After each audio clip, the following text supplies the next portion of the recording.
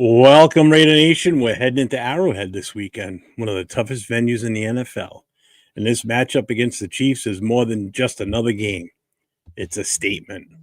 Can our Raiders show they belong at the top of the division?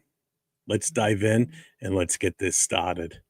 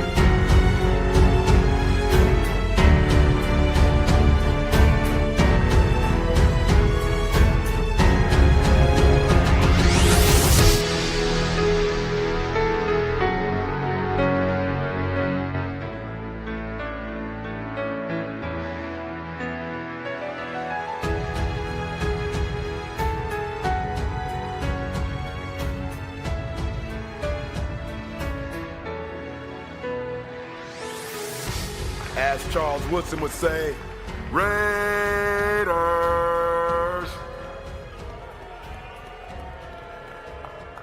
Yeah. What is up, Raider Nation? Welcome to the Last Call podcast on Saturday night, as we're going to get ready to discuss the Raiders and the Chiefs. First, let's check in with our two co-hosts here. We got Mr. Chris for Raiders next to me. What's up, brother? What's going on? And on the other side, I have Mr. Jason Raiders First Downs, otherwise known as Jason Downs. What's up, Jason? How you doing tonight? Good, and you? And everybody knows who I am. I'm 401 Raider Jeff. So Superstar. Okay, calm down. Hollywood. So first, we'll check in with the chat, see who's here before we get rolling into this tonight. We're not going to be talking about last week's game. This is just a preview for tomorrow's game. But first, we got Robert Pena in the house hitting us up with the Raiders. So let's what's up, Robert? honor him. Raiders. We got Raider Paul. Oh, we're going to do a few of these here. Raiders. And we have Bill M in the house. What's up, Bill M? Raiders. That's enough for now. Jack's in the house. Super Omnicron is here. Michael Guerra is here. Richard Schneider. Frank Webb is in the house. What's up, Frank? Hey, Frank, what's going on? Let's see. You're right, Mike. Any given Sunday. Who knows? Who knows? I know I've been negative all week, but there's still a chance. Still a chance. We're going to discuss that. Let's see. Geo Max is in the house. What's up, man? Super Omnicron, what's good? 401, Chris and Jason. Let's go. Yes, sir. Yes, sir. Marcus Banks, big dog in the house. Hey, sorry about the loss for you, brother, last week, but we needed the win. I know you guys did too. Still part of our brotherhood. Yes, exactly. Yes, sir. Yes, sir. Exactly. And it's Raiders suck. Okay. Sorry. Oh, we should just end the show now, right? You know what? We're done. The season's over with. This is cut the show. Yeah. Let's go do mock drafting. The fifth pick in the first round. Yeah, we just go home. We're done. We'll just call it quits right now while we're at it, right? Fuck it. Who cares? All right, so let's roll into this.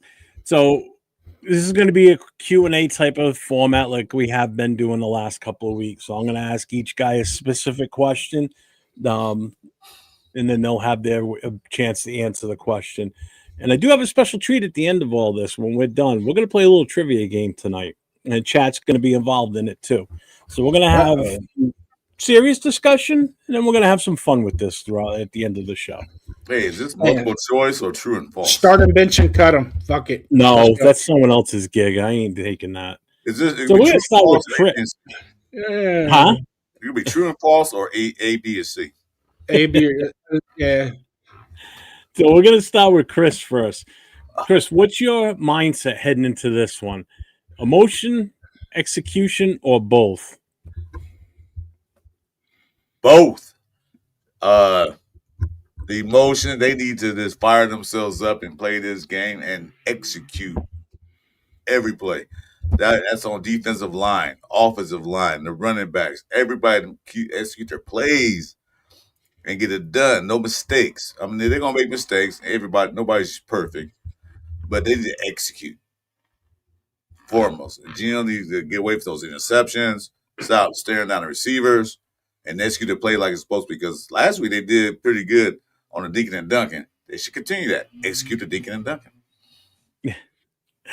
Look, Diesel just popped in. What's up, Diesel? So's Willie Wayne. What's up? Diesel said, breaking news. I'm suiting up for the Raiders tomorrow. My position is called KH. I'm on defense. Awesome. I don't know what KH is. I'll use you out there. Trust me. Daniel Berry's in the house, too. What's up, Daniel Berry? How you doing, brother? So, Jason,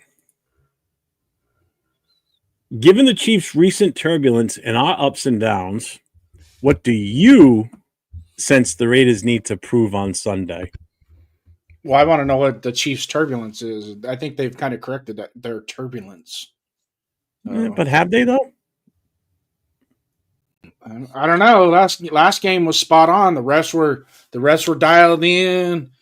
Mahomes and Kelsey were dialed in. I mean, you can't play Chiefs Kingdom football any better than what they did it the other night against the Lions.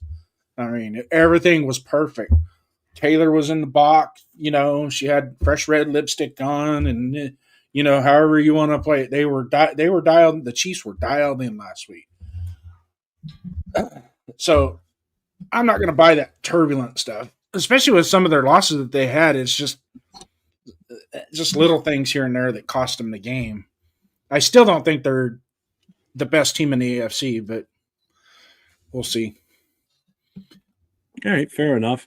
We've had a $5 super chat come in from Radioing Rick Rude. What I would like to have right now is for all you fat, out-of-shape Chiefs fans to watch me put on my shield and show you what a real fan looks like. Whoa. Kudos. Thank you for the super chat. I appreciate you, Mr. Raidering Rick Rude. Sorry. Wow. Thank you. I think that's Accelerator, possibly. It's usually what he does. I love it. Let's see. Jill says Raiders need to control the game from the start, take the lead, and protect it. Yeah. Taylor is about. Hey, can I go off of that chat real quick? Yeah. Do we really truly want to try to protect a lead? No. Is that what we want to do? No. Protect a lead? No. We're playing Kansas City. Every team that tries to protect the lead against Kansas City fucking loses. Right here. Go for the throat. We need to step. We need to get the lead and step on their throat and keep scoring nonstop. No prevent defense, none of that shit. Keep moving the ball down the field. We got a 7-point lead. Let's hold it for another another hour. Oh. Yeah. Accelerators here. What's up, Accelerator? He said it wasn't me, I swear. Sure. All right. So that's the only thing I had on that. That was a great chat, great comment in the chat. But we don't need to protect the lead. It's kind of like it goes along the same lines of tanking. You know what I mean? You don't protect. If you get a lead, don't protect. That's what we did when we were up 17-0. Yep. Yeah. Exactly. We're trying to protect the lead. Yeah, well, ain't no protecting the lead with these guys. You get the ball, you go freaking score a touchdown. That's what you do. Yeah, go right for the jugular, man. Do not ease up on it. What got you there, keep doing it until the whistle blows, until the end of the game. Yeah. Yeah. Even after the game, still score. Keep scoring. Keep going. Keep going. Just keep going. Yeah. Let me see. Hang on. My bad. Accelerated. That's an if. if we have a lead. Okay. So we're on the segment number 2. So it's offense side. Raiders attack versus the Chiefs defense. How the Raiders can move the ball and score. So these are the key roster and coach references. So we've got the Raiders head coach Pete Carroll. We've got Raiders QB Geno Smith, who's 35 years old. Keep that in mind. Running back Ashton Genty. Raiders wide receiver Jacoby Myers and Trey Tucker. And then on the defensive side for the Chiefs, you have Steve Spagnuolo, who always calls a good game against us. And in their pass rushing, they've got Chris Jones and George Karlaftis. Karlaftis. So our offense, Geno Smith has led the charge. The Raiders' weapons are there. But again, they face a stout Chiefs front line. So we're going to kind of break this down a little bit. So the first question is going to be for Chris. What do you need from Geno Smith in the first quarter to feel like we're not just playing, but we're actually going to try and control this game with Geno? Like, what do you need to see from him? Looking at Geno Smith, not this last game where I really couldn't see him that well, but it looked like he lost confidence in the last few games we lost. It's like he's don't have confidence in himself. He needs to get his confidence back. He needs to take control and command of his team. I don't know like he's really doing that to me. He need to get there, yell in wide receivers' faces, tell them, like at the offensive line, this get on a case. He's being too soft. I could be wrong, but that's what I'm observing. You need to get like some of these quarterbacks. You don't see Aaron Rodgers when they make a mistake, he gets right in their face. You see a lot of quarterbacks, the receiver makes the wrong route. He don't say, "Well, that's okay." No, he gets in their face. Say, "Dude, he get in his face. Make him understand what you're supposed to do, how this play's supposed to run." He don't do that. He needs to get more aggressive to me to lead this team. He's not the leader of the team on the offense side anyway. So it definitely doesn't feel like he is. You're right. No, he needs to get up there and get aggressive.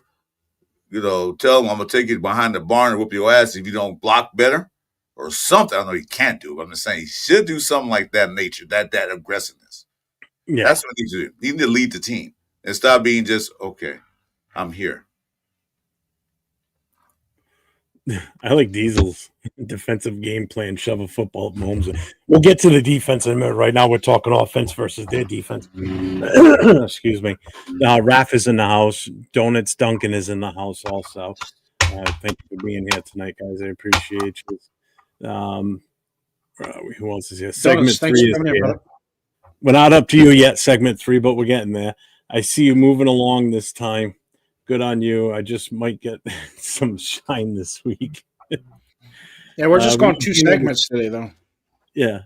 There's no third segment today. We got 2 segments, and then we're playing trivia. We need Geno to sling it. If he's got to start slow and get check downs, then that's okay. It can eventually open up the game plan. Yeah. Accelerated. Geno needs to attack the intermediate aggressively. Take what the defense gives you early, learn from AOC, march down the field, and chew up the clock. Yeah, you don't want to leave much time on the clock for Mahomes at all. Mm-mm. Diesel says, my opinion for success for Geno is to take a knee and let pick your play. Yeah, Michael Mayer does need to do that too. Just another DJ. What's up, my brother? How you doing?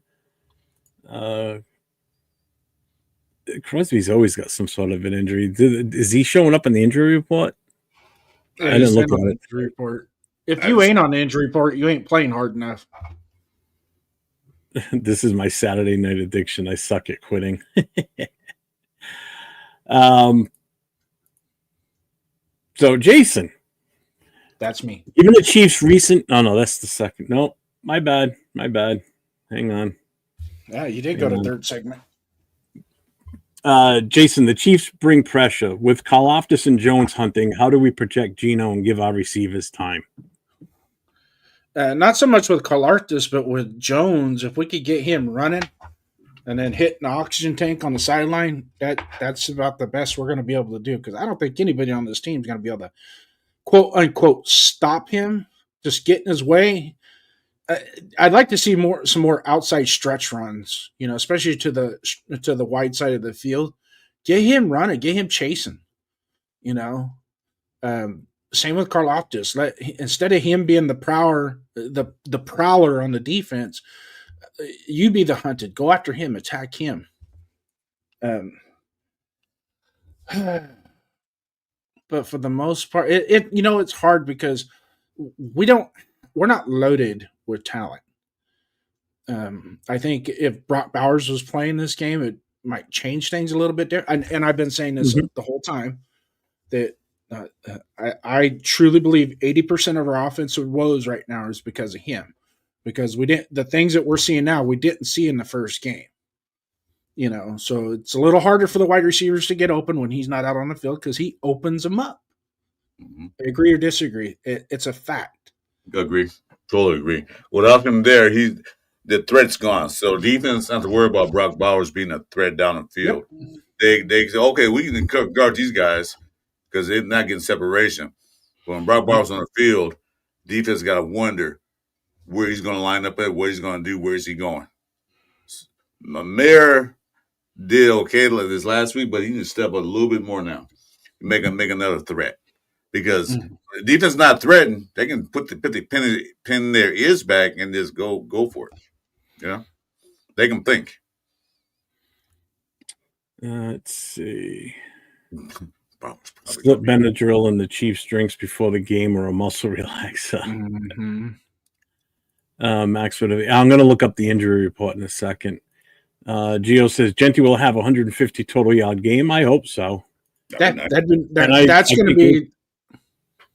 going to be a key component of us being successful tomorrow is him, his productivity and his touches. Mm-hmm. Yeah. And I agree with Richards. I think Jones is going to definitely eat tomorrow for sure. Send Mostert at Jones.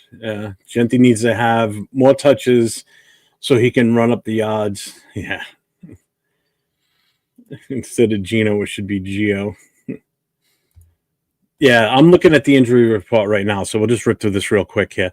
So doubtful is Brock Bowers, which we all kind of knew that.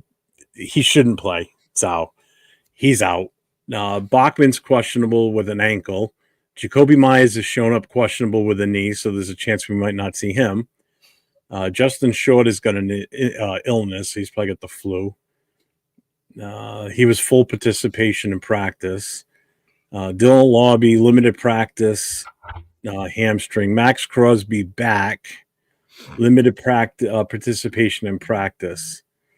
Max is going to play. I don't even think that's a question. He's not the type to miss a game because his back bothers him a little bit. It do play on a bum knee, and so you'll play with a back problems. Yeah, exactly. So I don't think that's going to change anything there as far as him getting out there and playing. See, Donut Sunka says JPJ and Parham need to give everything they got and be aggressive the whole game against Jones. Absolutely. What's up, Ja Raider? Ja Raider's in the house. Is it safe to come out? I heard Queef's got a nuke game for us tomorrow. I don't know about keeping Bowers out for the season, but when he got hurt, he never should have come back for that Monday night game against the Chargers. He should have sat until after the bye week. Don't fuck around with a knee, because even when he played that Monday night, he looked sluggish. The brace wasn't. He couldn't make his cuts. He couldn't really jump. No, it didn't look like him out there. Basically, is what it comes down to. Yeah. So with Brock Bowers listed as doubtful, Jacoby Myers questionable. Silverback Pride. How do we shift our game plan? Who steps up if some of these guys actually are out? Trey Tucker, Genty, or someone else? So who steps up in the absence of, say, Jacoby Myers and Brock Bowers? Best and Myers. Oh, sorry, go ahead. No, I was pointing to you first. So okay, so Best needs to step up because he can get more playing time. He'll see more action. I mean, he did decent last week, so he just step up. What's that dude name? You can't think of his name. Ian Thomas. He just step up. Oh, tight end. Okay. I couldn't think of his name. Ian Thomas needs to step up. You know, as that other tight end, because not one of them did anything last week. I don't remember seeing anybody do anything last week. So, Jason? It's going to come down. It's going to come down to Myers and Tucker, or Mayer and Tucker. Excuse me, if Myers doesn't play. So Mayer and Tucker, because they're going to be the veterans, they're going to have to lead and set the example. Don't be afraid to see Bachman get some run. If Jacoby's not in, see Bachman get a little bit more run than Besh and Thornton. And Bachman is the type of kid that if he's going to get the ball thrown to him, he's going to make every bit of it count. So it might not be electrifying, but it'll probably be more productive somewhere around along the lines of 4 catches, 35 yards, a couple first downs type thing. But Tucker, it'll be on Tucker and Mayer, and then obviously Genty. I mean, if Jacoby doesn't go, I mean, let's face it, we don't have a lot of bullets in the gun. So the bullets that we have, we got to make them count. Yeah, Bachman's we're already kind of firing blanks as it is anyway. So Bachman's actually questionable. So I don't know if we're gonna play or not. He might even be in there. Well, questionable is more probable than anything. I don't think. His was an illness, so it wasn't like it was like a physical injury, like a bone or a muscle. So, and they did say he was a full participant, so there's probably a good chance he's. So he probably got some fluids and stuff and all that. And I don't disagree with any of the ones that you guys picked. I really like that you brought up Bachman, Jason, because last week I think he was that spark on special teams on the return game because he had some really good returns last week. He did. The kid can fly, and he's not afraid to take a hit. So having him out there to continue doing what he's doing, I think, is a big help in this aspect. So I agree with him. Hopefully being a guy that steps up this week too, because it might be something that the Chiefs don't even see coming, So let me catch up with the chat here. So I just brought Donuts Duncan up. Something I forgot to mention. That Jackson kid got brought up from the practice squad. Who, Caesar Jackson? Oh, did he? Yeah. Okay. True. Yeah. Does anybody else new join since? No. Brock might have been back to play the Chiefs had they sat him from. Yeah, and I agree with that statement. If they would have let him sit all that time, he could have been back for this game, and this would have been the game for him to come back. And now we're not gonna have him tomorrow. Let's face it, he's not playing, and he shouldn't play because you don't want to ruin this kid's career. That's the big thing. It's not like we're gonna be. If we were undefeated and playing full tilt here, that's a different story maybe. But we're not. What are we playing for at this point? We're jockeying for draft position. Why endanger this kid's career? Look at Griffin from the Redskins years ago when Schottenheimer. Shanahan was the head coach. I mean, he single-handedly ruined that kid's career. He rushed him back for the playoff game, and the kid was never the same after that. Yeah. So everybody's pretty much agreeing with you guys. Michael Mayer, Tucker, throwing a Betch a bunch could be good too. He's tough, can punish the DBs with special teams has to help Gino with the short field. Oh, absolutely. Yeah. Definitely. Chris Jones is in the chat. I'm actually drooling right now. Well, that's because we know you got no brain cells, Chris Jones. Rebel's in the house. What's up, Rebel? Shedrick Jackson, tomorrow's MVP. Rosetown's in the house. What's up, Rosetown? What's up, Rosetown? I like that Jackson move. They made elevating him to the 53. Let's see what he's got. Absolutely. Yeah, I hope so. I like that kid. Neil's in the house. What's up, Neil? Let's hope my birthday weekend is complete with a win. That's right. Happy birthday, brother. Happy birthday, brother. I'm ready for tomorrow. I won't be mad with a win. I'll be 50-50 happy. So what, you don't want to win? I kind of don't get that one. You want that? I can't tell you this on that thought. if we do win tomorrow, that Chicago game is going to piss me off even fucking more. Yeah. I'll give you the Washington. At that point, I'll go, okay, the Washington game, I'll give you that. I'll give you that. You know what I mean? The Colts game, still not too happy about, but the Bears game, because that would make us 4-3. You know, off of football is a weird sport, ain't it? The ball, you know, it's not round for a reason. And donuts isn't wrong either. If we win, we are very much in the playoff hunt in the AFC West, especially in the West at least, because then we'll only be like, I think, we'll be tied with KC, but we'll have the tiebreaker over them because we'll beat them.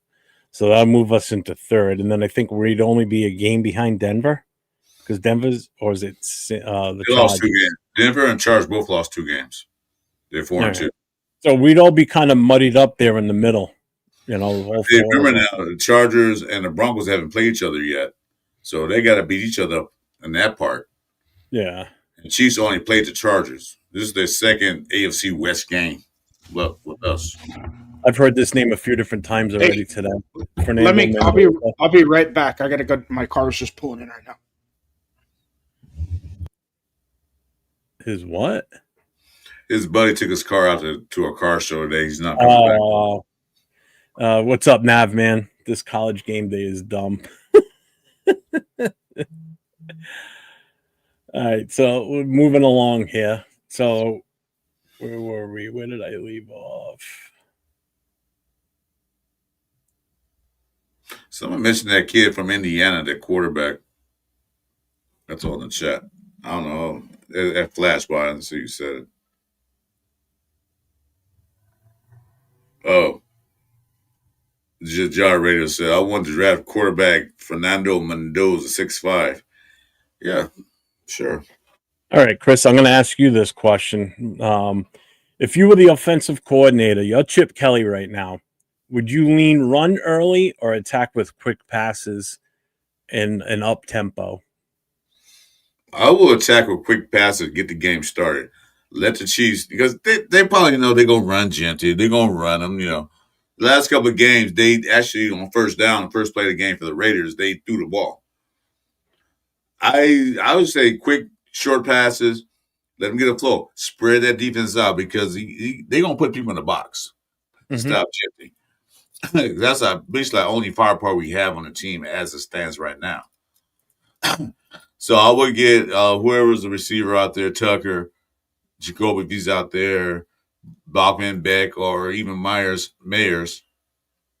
Oh, wish they changed teams, so change their last name. No, throw some quick passes out there. Not say screen passes, just some quick 5 out, five in and outs. This is something just to get the defense honest. You know, and then maybe bring Thornton in and make them stretch the field, get them more honest. Yeah. But if you stay complacent and do the exact same thing over and over again, they're just gonna pin their ears back, like I said, and just that's what they're gonna do. This is what we're gonna do. Richard Snyder, I'm on YouTube, Facebook, and X. I was trying to do it to Instagram earlier. Chris is on Facebook, YouTube, and you're on Kick too. Yeah, let's put Kick on. Jason is on just YouTube. Yeah. So I got to try and play around with Instagram a little bit more. I definitely want to start streaming there. What's up, Black Sales Sports Talk? What's up, man? What's up, brothers? What's all your prediction for tomorrow morning? We're going to do predictions on this. We got segments that we're going through. We will get to predictions because we want the chat involved for that one also. Football gods, we're going to crap over the Raiders tomorrow. We already infected the refs. Yeah. At least you're being honest. Apparently losing to the Colts isn't a crime. It's a damn good team. Yeah, they are a good team. And we said that leading up to that game, too, that, we did what we needed to do. We did kind of slow down Jonathan Taylor. He had 3 touchdowns, yes, but he didn't burn us for long-ass runs and didn't, rack up 150 yards on us, which we thought he would.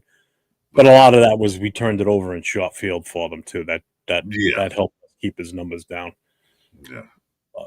Let's see. If I'm Chip Kelly, I'm on the freaking sideline so I can yell after an interception. Yeah. They should put him on sidelines. Yep. I need Gino to pull out the old Gino. Nabman says, y'all stop the draft questions. Only half the season in. Grew up in Indiana, and yes, the QB is amazing, but for fuck's sakes, don't you all know we got to have an O-line first? Yeah, I agree. That's where I want us to go, but we'll trust me, we're going to have plenty of time to talk draft because I think we're going to be talking about it way before the season's fully over this year. The way we're going. Like I said, we should talk about a draft at the second game. Shit, like, Jesus. Yeah, the way. Yeah. We went out there. All right, so we're going to move on to segment 3 here because scoring is only half the battle. Now let's talk about stopping the Chiefs' offensive firepower because we all know that they're getting better, especially this week. They got Rashid Rice back. So it's the defense of the Raiders versus the Chiefs' offense. So can the Raiders slow down Mahomes and company? Key roster and coaches reference here. So we've got head coach Andy Reid. You got Chiefs QB Mahomes, Chiefs tight end Travis Kelce, and the rookie left tackle is out, Josh Simmons. So that could also help us. Okay. And then on the Raiders defensive side, obviously you have Max, but then you got Devin White too. So with that being said, now for the defense, you know exactly what's coming. You got Mahomes, Kelce, big target like Rashid Rice returning. The Raiders must defend with intensity and discipline. So Jason, first question to you. If you're DC Patrick Graham, what's your game plan to disrupt Mahomes early? Pressure, drop 8, or something hybrid? Okay, what's the blueprint that we used that has already been established is just get after Patrick Mahomes, hit the son of a bitch, and then make sure when you do hit him, make it count. So if you're going to sack him, sack him. If you're going to hit him, hit him. That's the only way that's the only way we can beat them. Is we got to get after his ass. Period. The end. There's no thinking outside the box of should we send 3 or drop 8 or no. If we send 3, those 3 guys better freaking hit him. They better hit him. If we send 4, they better hit him. They send 5, they better hit him. Because it don't matter. You send 2 or you send 8, he's going to find somebody open anyways. So the best thing to do is hit him, get after him, hit him. You know, I'm okay. I'm okay with the 15-yard penalty if he gets up wincing and grabbing his ribs. Yeah, I'm okay with it. You know, let's face it. That's how the Raiders used to do it. You know, and that's one of Max Crosby's pet peeves when he plays Patrick Mahomes. He'll even go up and touch him 5 minutes after the play just to let Patrick Mahomes know that he's playing. Yep. Just touch him. Yeah, I still got back here. I haven't got you yet, but I'm here. Yeah, he does that all the time. That's his. So that's exactly how Philadelphia beat him in the Super Bowl. Mm-hmm. Okay, that's how we beat him on Christmas Day 2 years ago. That's how last year we were in the game and we should have won if we weren't going to do an illegal snap of the ball or whatever. 5 sacks. We got him for 5 sacks last time we played him. 5 sacks. And the Eagles upped us one in the Super Bowl with 6. Yeah, but how many? But okay, everybody does it. Well, he had 3 quarterback pressures. I don't care how many quarterback pressures. How many times he hit him? You're right. Mm-hmm. Quarterback hits. Hit him. Yep. That's all you got to do. Hit him. He gets rid of the. You know, especially when he rolls out or he breaks containment in the pocket and rolls out. Knock him the fuck out. Yeah. You know, I even said it the other night. He's annoying when he runs. He doesn't even care if he gets thrown out of the game. Knock him out of the game too. And when he runs, he looks like a ballerina. And I'm like, how does this guy outrunning people? He's just because he looks so soft running. You scared of him. He's like that little deer. What they call those does, those dons. He's like one of those. You really want to touch him, but you don't want to touch him. You know. I always said it. He looks like he walks and runs with a butt plug in his ass. He looks fragile. He's got this funny walk with his butt. Look, Chris, I got a question for you on this one. Let me see. It's like you watching the Pee Wee guys football. You want to tackle him, but you can't because he's too small. That's what he looks like. He's like a kid. What's up? So, Chris, I have to wear the earbuds. But if you go on YouTube, you can watch it. So, Devin White, supposedly he called out Kelsey for his assignment this week. So do you think that's a fire that we want or a distraction? And does Devin White really have the tools to match up with Kelsey? What's your feeling on that? Wait, we're not first part again. He calls out healthy. Devin White has called out Kelsey. Like he wants him. He wants to be covering Kelsey as his assignment, basically. He wants that challenge of taking Kelsey out of this game and making him a non-factor is basically what he's saying. I say called out healthy. I'm sorry. I didn't get the first part. I like it. Get in Kelsey's head. I do too. Devin played lights out last week. Get in his head. Because Kelsey thinks he's untouchable. Because a lot of people get intimidated by Kelsey's name, the name of Kelsey. Everybody get intimidated by him. Mm-hmm. Even White called him out. Yeah, that's what Raiders used to do in the past. They used to get out. They didn't have intermediate social media like back in the day, but they said in the paper like, quote, John Townsend said he's going to eat you for dinner, and that's what they used to do back in the day. Call them out, talk shit, get in their head. Don't make them think they're invincible. Good call, Devin White. Good fucking call. I like it. That just shows that aggressiveness and that grit. That's what we need, in all honesty. That's what this team needs. You need an example of a player on our defense stand on the field and look right at Kelsey and go, I'm coming for you. Yeah, point him out. Point him out. You. Just like a big ass running back would do when he's back there. Look at a linebacker, go, I'm coming through you. It's a psychological game. You got to play head games. Shit talking's one thing, but you get them second guessing. I like it. I think it's a great thing. That movie's remember the Titan? That dude pointed at the coach, and the coach looked kind of like, "Oh shit," It's like point him out, put your finger in his face, like, yeah. So, Jason, I'm just reading through the chat here. Everybody's pretty much right on board with you with what you took, with your take on getting after Mahomes right away. Just put pressure on him right from the get-go. And Chris, same thing with you too. Richard Snyder says Devin White, good call. Anytime we call out the Chiefs or danced in the logo or something stupid, they go ham on us. Devin better be ready. Yeah, he should be. But I have faith in the kid because he's shown it all season long. Do you guys agree? Who's that?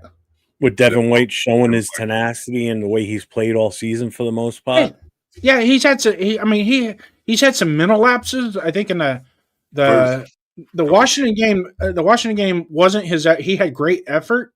It's just the tackling was off, and that's going to happen. Believe it or not, that's going to happen. It happened to Ray Lewis several times when he played. Where he got good hits, but he couldn't finish the tackle. It's just you're off. I mean, it happens. Pro athletes are human too, right? Yeah. So he hasn't been. Devin White's been a lot better than I thought he was going to be. He's not a liability. I'll tell you that right now. No, that's a good thing because we've had too much. Considering how we reworked the linebacker room. Where I didn't want to see Spillane go either because he had been producing for us, But seeing what we did and how we did it, obviously Jermaine Pratt, I'll say his name, I don't give a shit. Obviously Jermaine Pratt was another signing that we thought, okay, this is 3 across the board. It's going to be better than what we had before, And then now we watch Divine Diablo playing for Atlanta, and you're going, where the hell was that when you played for us? Because he's balling in Atlanta. Yeah, it's a different scheme. Yeah. So, like I said, the Jason, well as I do that some players play better in different schemes than other players. This scheme might not work for this one player. Go to another team, it works for him. So sometimes it's just a matter of how you allow the player to play too. Exactly. And then, change atmosphere, fresh faces and all that stuff. Yeah. Inspired. And plus, it's getting paid. So, getting paid a lot of money. Yeah. And the bottom line is, and most players, you drafted me because of the way I play. And now you want to tell me I need to play a different way? That's probably not a good thing. Right. You've already screwed that relationship, that player relationship up Fortunately, with other players on the team, they're like, "Nah, I'll play. I'm gonna do what I got to do to. But So look, go ahead. I'm done. I'm all right, foaming at the mouth let's now. shift gears with this question now with our defense. With the left tackle Simmons out for the Chiefs, does this make it a spot to exploit, or is Kansas City depth still strong enough for us to strong enough for them to withstand it? We'll go with Jason on this one first. Didn't they insert that rookie in the left tackle to replace? I'm not sure who's there right now for that. Okay, I don't know whoever who- played left tackle last week it was a beast last week. He was absolutely manhandling the left side of that offensive line. I'll tell you in a second. I'm looking at the. I think depth it's that chart rookie now. that they drafted with the third, where they traded from the 31st to the 30. They where them and the Feagles traded one spot at the end of the draft, and it was like, why did you just give up a draft pick for one spot? Well, at the end of the first round? all right. So Josh Simmons is the starting left tackle. The backup they have listed here is Wanya Morris. Looks like he was from 2025. Simmons is the rookie. Okay. Simmons was the one they drafted in the first round. Yeah. So he's out. So the rest of their offensive line, let's see, you got Creed Humphreys the center. He's from 21. Trey Smith's from 21. Juwan Taylor's the one they brought over from Jacksonville. Sumataya is from 2024's draft. So, yeah, it looks like their backups are Wanya Morris. I have no idea what his abilities are. I have no clue. I really wouldn't expect a lot of people to even know who he is because I have no fucking clue who that guy is. So either way, so if they put this guy that's the number 2 guy, is this something that you think we can exploit the right side of our defense? So with that being said, that would be Kuntz. Yeah, it's going to be up to Kuntz and Snowden to get after him. Mm-hmm. And Tyree. Yeah, true. Yeah, Tyree would be on that it's side. Going to be a 3-man. It's going to be a 3-man rotation over there. So they're going to. Didn't Chargers have to do the same thing? And look what happened. What's that? They had to replace their left tackle because he was hurt, and they put somebody else in, and they pretty much owned us. So the Chiefs that was Pimpkins. Yeah, Pimpkins got hurt too. Yeah, but the Chiefs do have depth, and Kuntz hasn't showed anything this year. Tyree Wilson, that's what makes me nervous that they're not going to be able to exploit it. Tyree Wilson had a little bit, and Snowden a little bit, but Andy Reid is a very smart offensive coordinator. He knows his tackle is not going to be his main tackle is not going to be there, so he's going to scheme around him, get away from that to protect that side. Whether to put a tight end over there or running back somebody block if it's get exploited. So he's not going to just let it get exploited. He's going to figure a way to not allow our weak right defensive ends do anything. Mm-hmm. So Accelerate is saying he disagreed on the thing about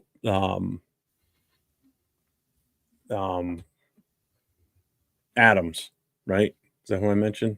No, Devin White. Because of our pass rush, but this may offset that because of Simmons being out now. It may actually work to our favor, where we can hopefully shut down Kelsey. Let's see, we're gonna make Chris smile tomorrow. Let's see. The beauty of it is we know we got to wreck their offense with reckless abandon. It will take a big play if we are full blast. We need Max to have another game like he had last week, is what it is. Maybe even a little better. Yeah, especially against this team. That Mahomes magic every goddamn time, he still comes back to bite us in the ass. Moore is the left tackle now. He's pretty damn good. Is that who they put over there? Raiders got to bring the pressure and knock Mahomes on his ass, set the tone quick. Aggressive Raiders, Madden style. We play dirty. What you gonna do about it? True. Mm-hmm. Fuck yeah, play dirty. No, we gotta get it. We gotta get our Raiders in here. Raiders. I'm just trying to catch up in the chat here. Yeah, and I agree with Donuts too. Jonah Lalau needs to step up. Could I add to that? Yeah. Butler, Jonah, Mhm. Brooks, whoever's on an interior defensive line, got to Except get that Jason push. Get up the middle and push. Mm-hmm. So They keep That's- positive. They all gotta get up there and push. they got to push. But make Mahomes run side to side. Then you can go in and tee off on him. No, Actually, I prefer There's- Mahomes coming up the middle there's another instead of person. outside. There's another person that just step up. Evans. What was his name? Oh, I forgot his name. Booker. Not Booker. Linebacker. Converted City linebacker. Oh, Adams. Yeah, Adams. Evan Adams. What's his last name? Jamal Adams. Jamal. Why do I call him Edmonds? I don't know what I'm thinking about. Yeah, Jamal Adams needs to step up too. You need to get some pressure on him. That's what they need to do. If they're gonna do a blitz package, he should be the one blitzing, or him or Devin White. They just put pressure. They need to get Mahomes out of his comfort zone. That's what they need to do on a defensive So how line. do you do that, Chris? How do you do that? Well, like I was thinking about what you just said. Mahomes is more dangerous when he's running around the back pocket. He is more dangerous that way. So maybe just keep him in the pocket, like you said. Don't let him run around. Because he's most dangerous when he's ad-libbing and doing little toss-up plays and stuff. But yeah, you got to pressure up the middle, for one thing. And maybe blitz on the outside. Do something. But get him out of his comfort zone. Let him know that we're in the backfield with you, too. Like Max does when he touches him. Remind him. We're back here, too. Yeah. So the way Patrick Mahomes operates is he's very efficient off script.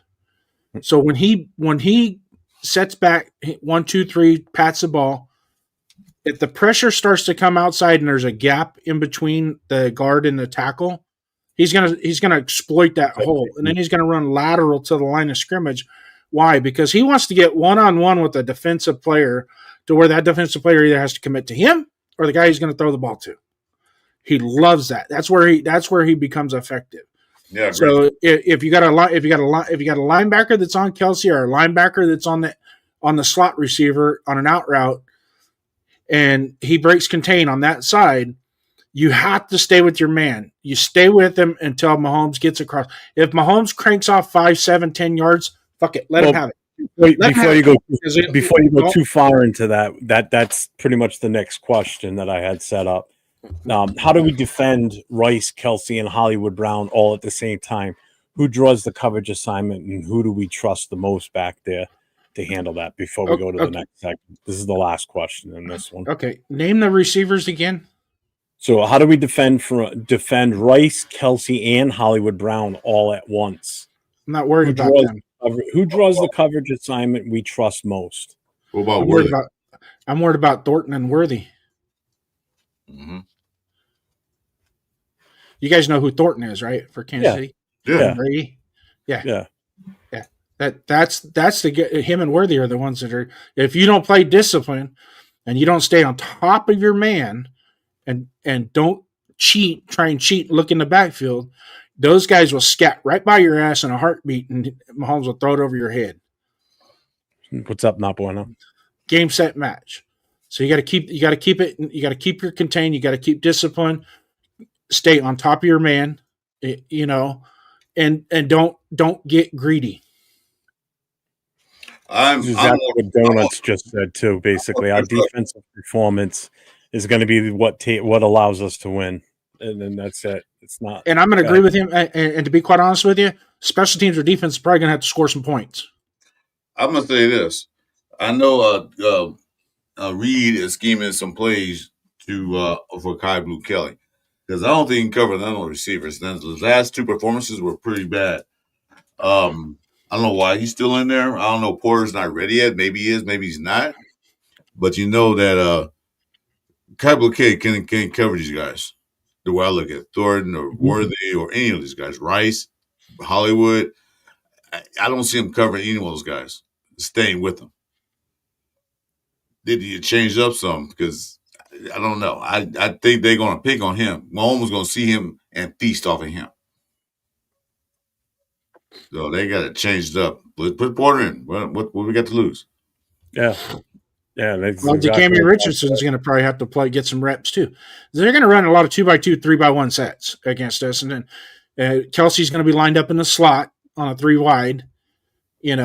So What's up, all Bloomberg? that tunnel screen shit that they like to run, and then Mhm. that go play that they like to run, where they send the receiver in motion, and then he doubles back behind the, and basically what they do is get the running back and that receiver to split out to open the middle of the field. That's how the middle of the field gets open. Yeah. Is when the receiver does that yo-yo route, he goes, and then he goes back the other way, and then when the ball snapped, the running back goes to the left or to the right, depending on which way that motion goes, and then those guys, they just run parallel with the line of scrimmage. So they're just the check down, and then the other two guys going out. The linebackers, they see that as eye candy. It's like, oh, I got to get out here and guard this guy. Oh, I got to go cover that guy. And then the tight end is sneaking right in the middle of the field, or you got a slant across the middle of the field, a deep slant, something at the 10 to 12 yard mark. Mhm. So, I mean, I don't know. I hate to say this, but what we're going to a gunfight with a knife in our hand. A butter knife at that. Yeah, I don't even think we got a knife. I think we're going with just our bare fists. No, a styrofoam styrofoam broom. What do they call things? Those sporks? Plastic spork. Hey, I got a question for you. Didn't Kelly have a shitty game last week, or was it the week before? I was thinking it was the week before. Last week he was actually okay, but to the benefit of Calvin really getting hurt early in the game. Had Calvin really not got hurt, he would have probably just taken him to school too, like that all the other receivers have. So, yeah,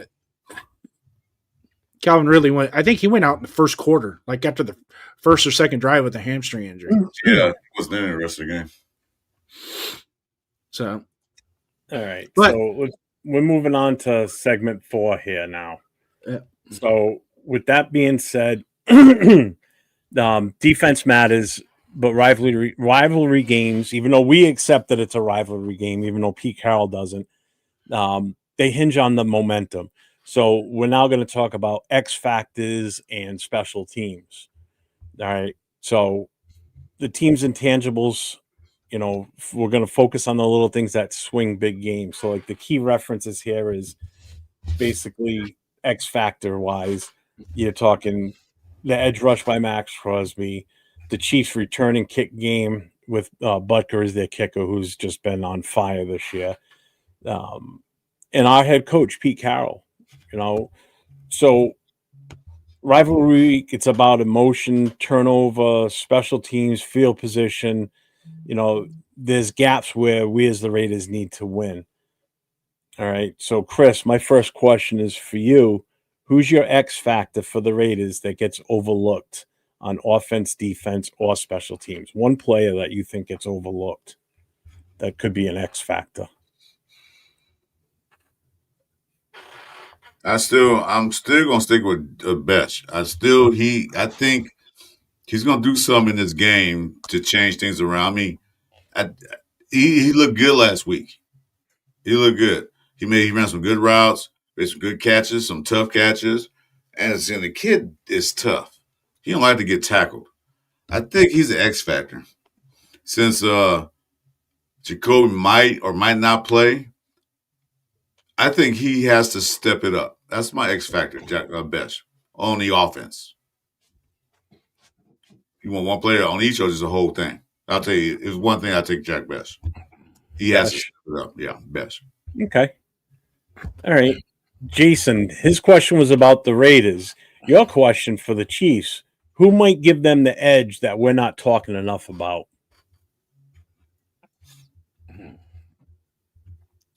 Like Spagnuolo versus Kelly. Chip Kelly. Who? Their defensive coordinator versus our offensive coordinator. Okay. Simple as that. No, it just So you basically feel like Spagnuolo is that big of an X factor for them. Yeah, I think so, and it's just going to be a collective at every level on the defensive side of the ball, from their defensive line to their linebackers. Bolton and Karlaftis are as healthy as they've been at any time this time of year. Those guys are they're gonna make it difficult for us to get Genty going. Jones, Karlaftis, Bolton. They're going to make it difficult. McDuffie on the back end still is hands down probably a top 5, top 10 corner in this league, or defensive back in this league. So when it comes down to it, it really is their coaching and their scheme and how they put their players in the right position is going to be the X factor. No ifs, ands, or buts about it. Now, Chip Kelly, I'm going to flip over to the Raider side. I'm not going to steal any thunder from Chris. I just want to say it because it kind of correlates with what I'm talking about. Is Chip Kelly has to kind of think outside the box a little bit. Remember earlier I said we probably got to run some outside zone, right? Get outside. Run some tight end smash and pull that guard. Get the guard out in open space, one-on-one against a linebacker or a defensive back with Genty following him. A swing pass. Get that swing pass. And don't telegraph the swing pass, because most of the time Gino telegraphs that swing pass.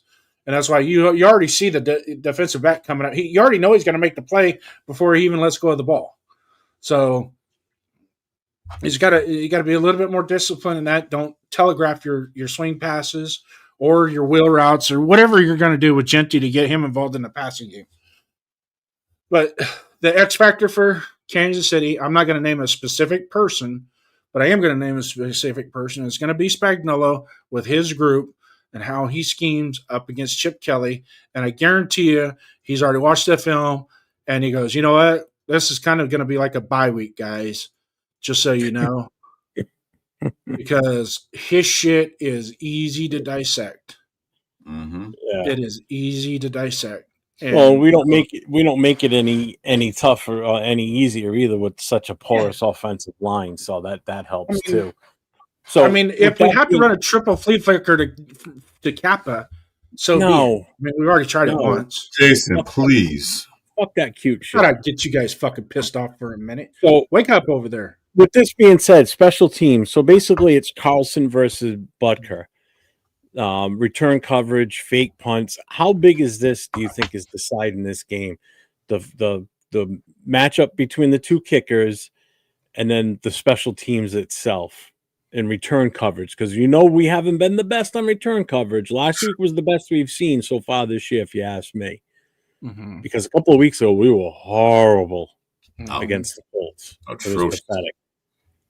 So we'll start with Chris. How big do you think this is a factor in this game? This is the main factor. You're gonna give a kickoff to the Chiefs and they're gonna be at the 50-yard line each time to kick the ball off or punt.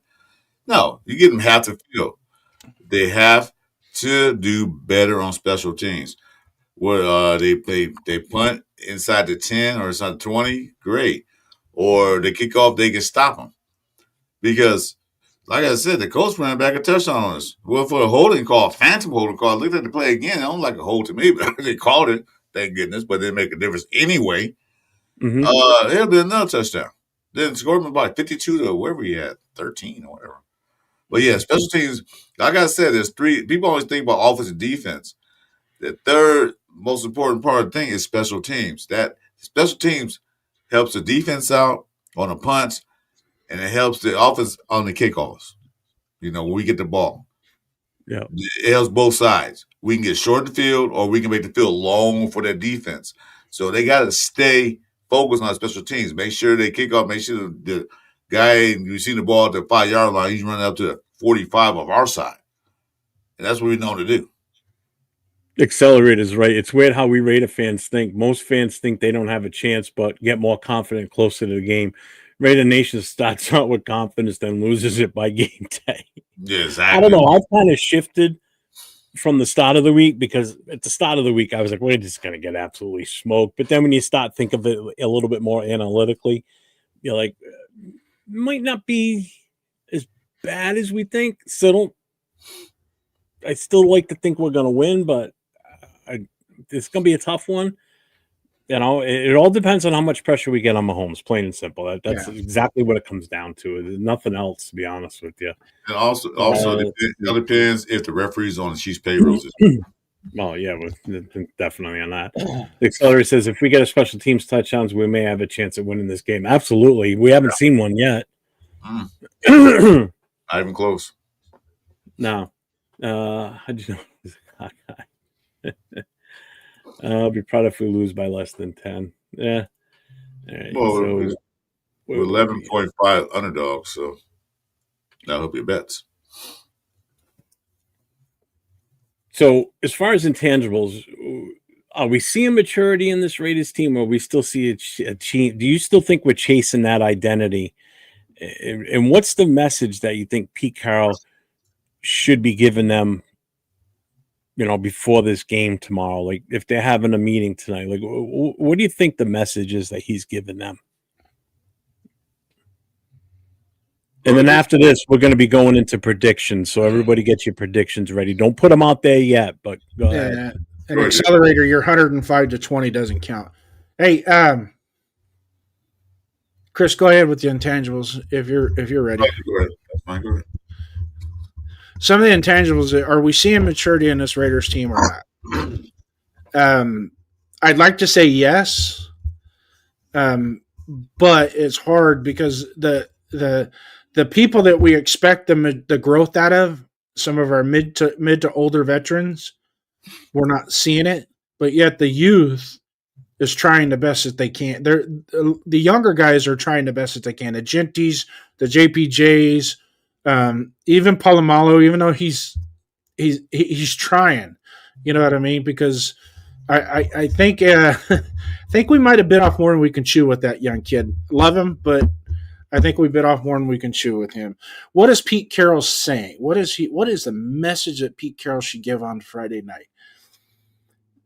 Don't carry the burden of our colors and our shield into this game. It's not your burden today. Okay? Take your asses out on the field and play like NFL football players no matter what. And give it. You know how to play. You guys know how to play the game. Your guys' athleticism and ability is equal to them. You know, it's just like when you guys were younger in high school, we're going against this team. Hey, they got to put their pants on one leg at a time, just like what we do. Okay. So I jump up both on at the same time. I frown at watching you jump. I would frown. I'd be like, oh, that didn't look great. But anyways, that would hurt something. Or somebody. But back on topic here, Pete Carroll's message is, it should be, and like I said, don't carry the burden of the Raiders shield into this game thinking that you have to prove something because you're a Raider. Okay, because then you're going to overthink it, you're going to overplay it, and you're going to disappoint yourselves. Okay, make it about you, the men in this room today, the men in this room that are going to go out into that field in the next 5 minutes. Okay, it is you guys that are going to do that. It's not going to be Marcus Allen. It's not going to be Kenny Stabler or Jim Plunkett or any of those guys coming through that door to put the uniform on to help you. You have to do it. Simple as that. Go out, have fun, pay attention to stay disciplined, play football. It's just football. All it is football. Don't overthink it. And when the chips are down, come back to the next play. That's all you got to do. It's always the next play. The next play is the best play. Yeah, good point. Now, the other part of the question, Jeff, the identity. They haven't established the identity yet. We don't know what they don't know what they are just yet. I know sometimes it takes teams a little time to develop an identity because you know what the Chiefs are. You know what the Eagles are. You know the Cowboys are. You know these teams, you know what they are. 1 week we look like this, the next week look like that. we're like what's that that girl has 17 personalities. We're civil. What's up, Ray? We have so many personalities that they change. We don't have a set identity, you know. So I don't know if Pete Carroll's is trying to establish that with these guys or not. But right now, who are the Raiders? Who are we right now? This team today. What are we? Are we a good defensive team? Are we tenacious? Are we a fast-paced offense? What are we? Because we don't establish anything now. That's what you need to start doing. And like as Jason said about the burden, yeah, don't make it about yourself. Make it about the team, not the shield, but the team. Y'all play football back in the day. Pop Warner, it was all about Pop Warner. You probably a little different because you want to showcase from your parents. But when you play team sports, it's not about you what you get. It's about you and the team what we do. And that's got to be the focal point of this team. And I am done.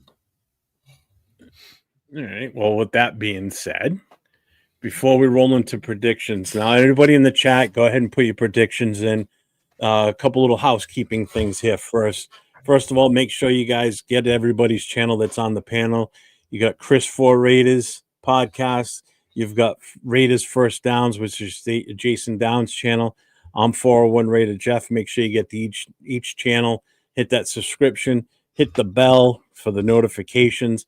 Give us the thumbs up on the shows. That helps a lot with the algorithm.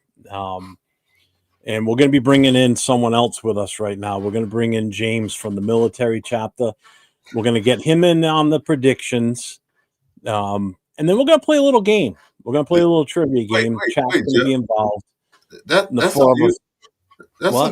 unusual. I mean, we bring special guests on a Saturday show. Is James special? Well, he's got a message that he wants to promote for a event tomorrow with him and the Predator. So I'm going to bring him on now with us. I'm good. There's James. The special guest nobody fucking asked for in the building. All right, calm down now. Calm down. This is a peaceful show, James. Yes. So what I'm going to do is I'm going to ask in order from left to right. We're going to start with Chris. I need your final score prediction. And give me your MVP pick for the Raiders. Okay. You want to get a final score prediction as a Raider fan or as a football fan? Just pick a goddamn score. Just be right for once, would you? Yeah. Pick the right score. Okay, I'm gonna go with Celebrate 102-30. No. I would say be 27-13. Chiefs gonna win that game. I don't like how he's saying it, but that's what it looks like to me. That it? I'm going 30-21 Raiders, and MVP is going to be. Ooh.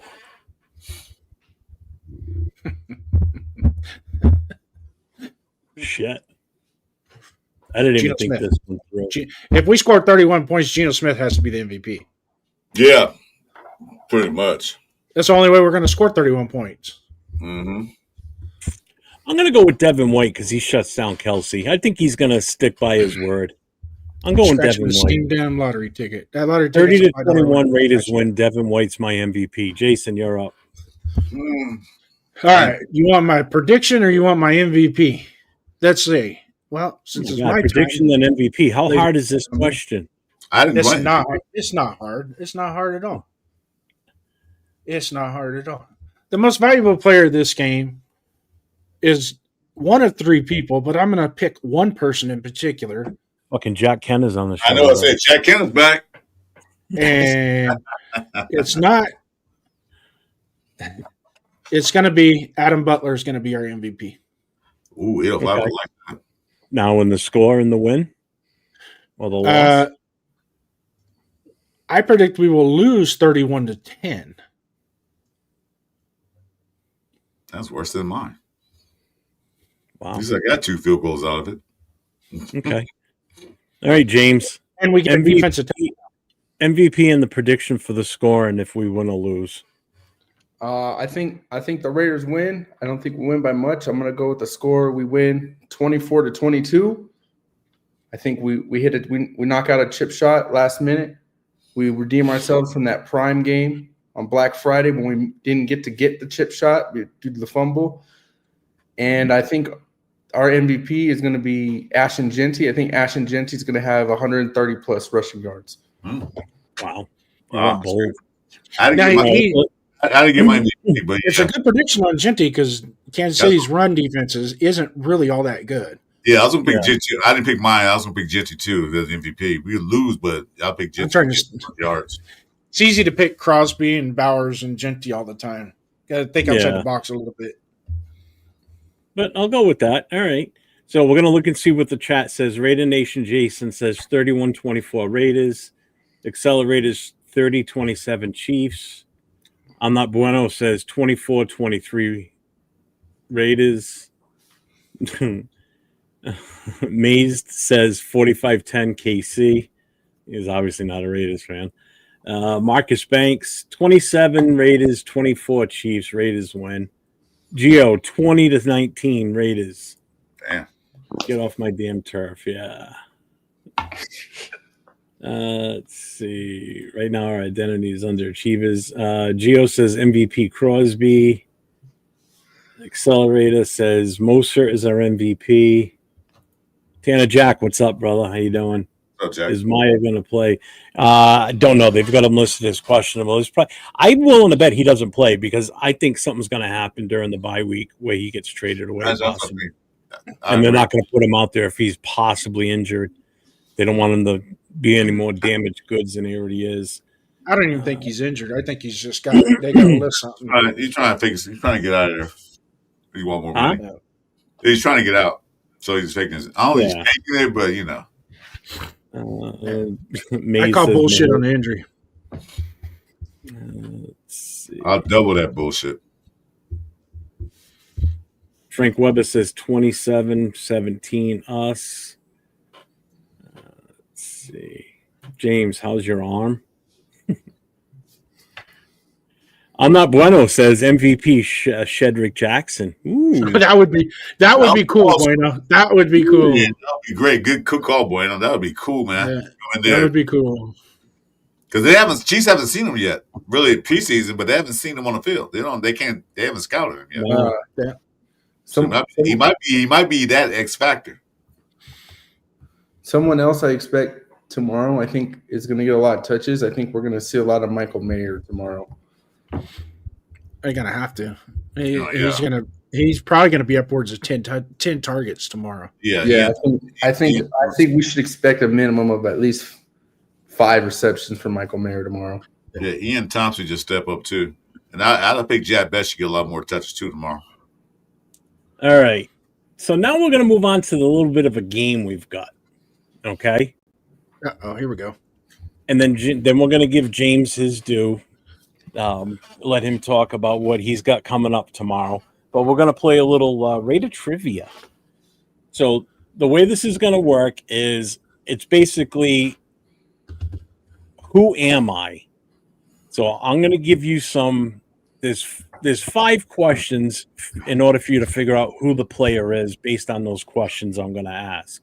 Okay? So the first question for who am I? Round 1 is 10 rounds. First question, drafted in 1977 and played his entire career with the Raiders.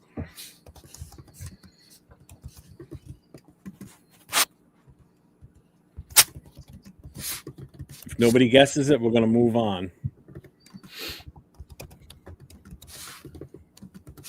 Second question, famous for stickum use until it was banned. I knew it, Lester Hayes. Yeah. Yep. Lester Hayes. I know it. Jason wins that one. Round 2, who am I? Drafted in the 4th round of 1972 out of Colorado. Cliff Branch. Yep. God damn it. Round 3, who am I? Drafted in the 12th round, 1977 from USC.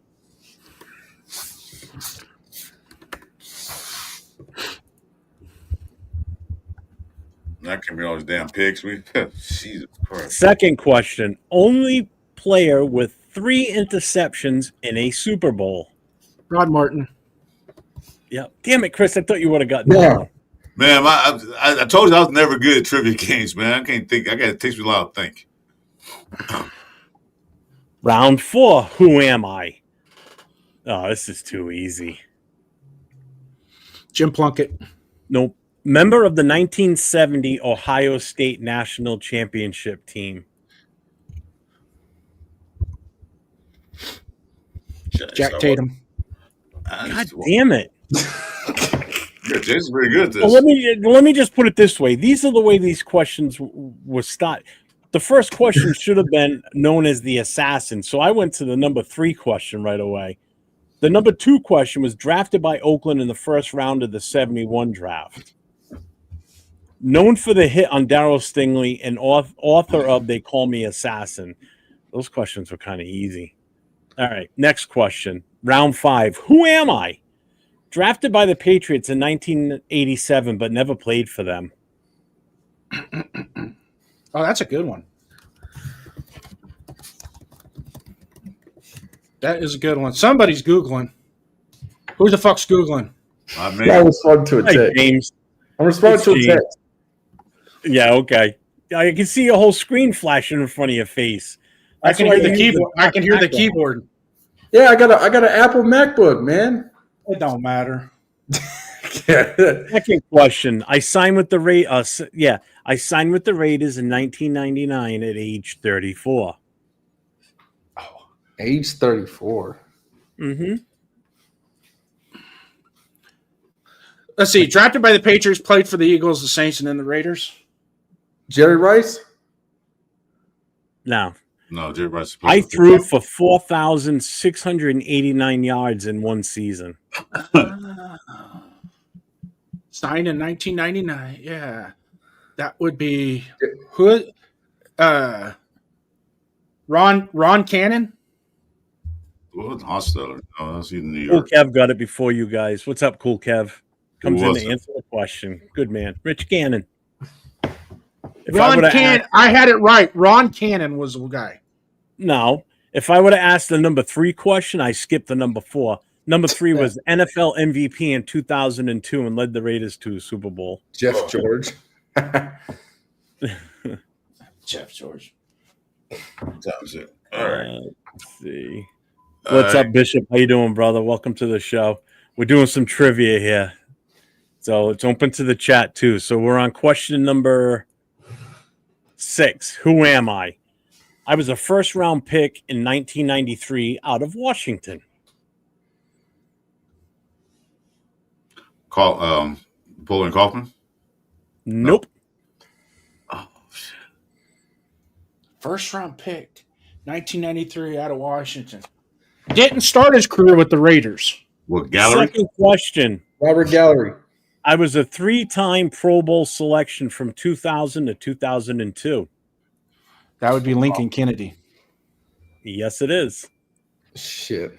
Joined the Raiders in 1996 via a trade from the Falcons. Started in 121 games at right tackle, and now a Raiders radio color commentator, which he isn't anymore. Hey, Jeff. Where are Yes. the trivia questions from when I was actually born, man? Well, again, this was geared towards the people on the show. Remember. My memory's fading, man. I don't go that far back anymore. Round 7. Who am I? I was a first-round pick in 2003 from Cal. I'm not going to answer this one. Justin Fargas. Justin Fargas. 2003. Justin Fargas went to USC. I was a 4-time All-Pro, 3-time Pro Bowl cornerback. I'm not going to answer this. I already know the answer. You guys Yeah, go. you're not in. You're shut down. Cool Yeah, Kev in got fact, it. I'm the awesome one. I'm sure. Well, Yeah, Cool Kev got it before you guys. Now I'm the awesome one. He allowed only 13 receptions in 2006 on 61 targets. He wore number 20. He wore number 21, shut down half the field, and later became a film producer and actor. As soon as you said corner, I knew who you were talking about. Yeah, that's it. Yeah. There you go. Round 8. Who am I? Led the NFL in receptions twice in 1983 and 1986. Yeah, Kev's on a roll. Tim Brown? James. Nope. Oh no, he's in fucking 2000s. Fucking I'm a 5-time Pro Bowler, 2-time Super Bowl champion. Jason, you know this already? Yeah, James Lofton. Yeah, that's what I Frank said. Weber got it. James Lofton. I'm not even. I don't have the chat up, so I don't. Todd I'm watching. Christensen. He got it right. Frank Weber got it right. Drafted by the Cowboys as a fullback in 1978, converted to tight end with the Raiders. Quoted poetry in interviews. He was fun. His interviews were epic. He wasn't awesome. odd. He was just very. He was intelligent, extremely intelligent. Yeah. He just was, he was much to the point where you didn't expect that he was a football player. That's how intelligent he was. Like you'd be like, this guy's a fucking football player, and it's a shame that he died so young too, man. Yeah, that sucks. He was 47 years old when he died. 48. Something like that. All right, round 9. Who am I? Let's see. Oh, these questions are not. These are too easy. Yeah, for you guys, my memory's bad. One of the last Al Davis first-round picks, still active into the 2010s.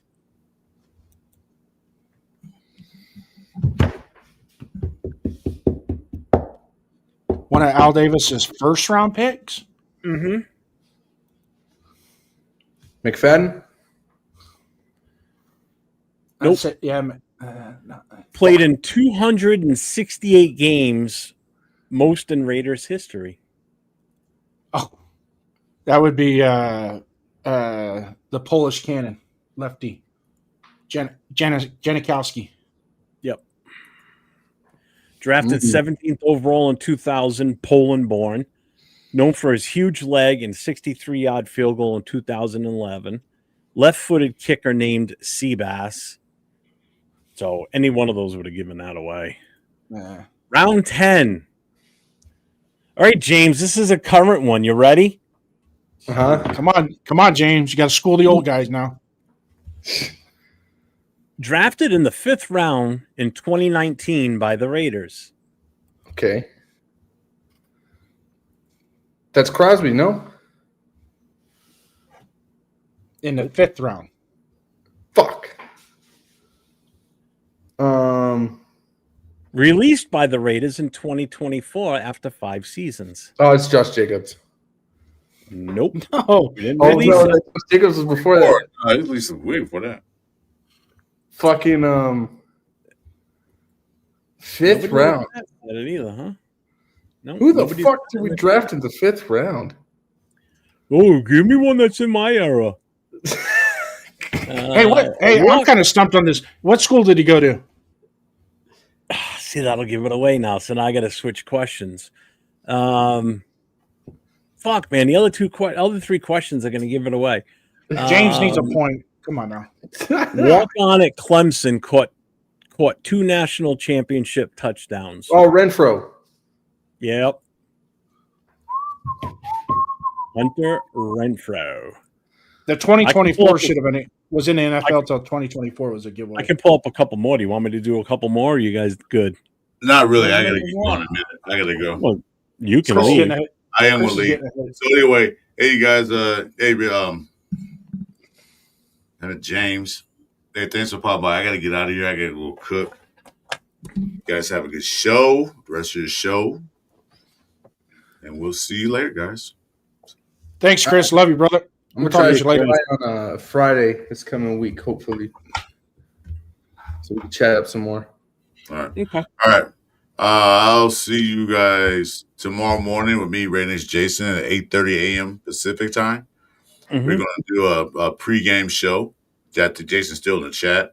So I'll see you tomorrow morning, and we'll see if the Raiders can pull this victory out. We'll see you I'll be guys later. driving up to my watch party, so I won't be watching that. Fortunately, sorry. That's fine. That's fine. You know, watch anyway. You were at home. Bye, guys. Later, buddy. Yep. Good show tonight. All right, everybody. So, James is here to talk about an event that he's got going on tomorrow. So I'm going to bring it up on the screen here. Go ahead, James. It's all yours. All right, everybody. So anybody that's in Texas, more of the Southwest area, or if you're in Mexico and you're someone looking to come into, you have the ability to come in to the United States, we have this event here going down in El Paso.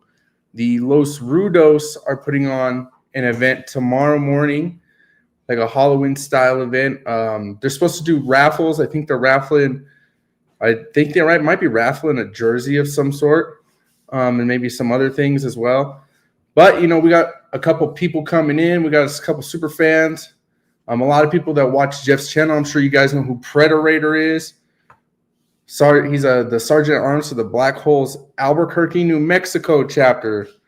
So I've heard that he's already driven down here, and he will be in attendance tomorrow. And I will be going to tomorrow with him to, help support, talk about the black hole, and yeah, it's gonna be a fun time. So if you guys aren't doing anything, you guys know anyone that's in this area, maybe in this part of Texas, that's looking for something to do tomorrow, or have anything going on, feel free to come on by. I'm not sure if they have. I would assume they have food and stuff here. I haven't been to this venue, so I'm not completely sure off the top of my head. But yeah, it's just going to be a good time. So anyone looking to come watch the game, this is another place where you can come if you're in the El Paso, Texas area. Surrounding cities would be Las Cruces, New Mexico, Butterfield, Texas, Grand Prairie, Anthony, New Mexico, any of those places. If you guys want to come down and kick it with some Raider fans and maybe come talk to me and Predator about the black hole. If you guys are looking to become members of the black hole, we'll be there and we'll have all the information there for you if you'd like to go, if you're interested in that kind of thing. What's the name of the location? The name of it is Brew Sports Bar and Grill, I think. It's on the west side of El Paso. Brew, not Bruce. Yeah. Brew. Yeah. Address is on the thing there. Yeah, I don't.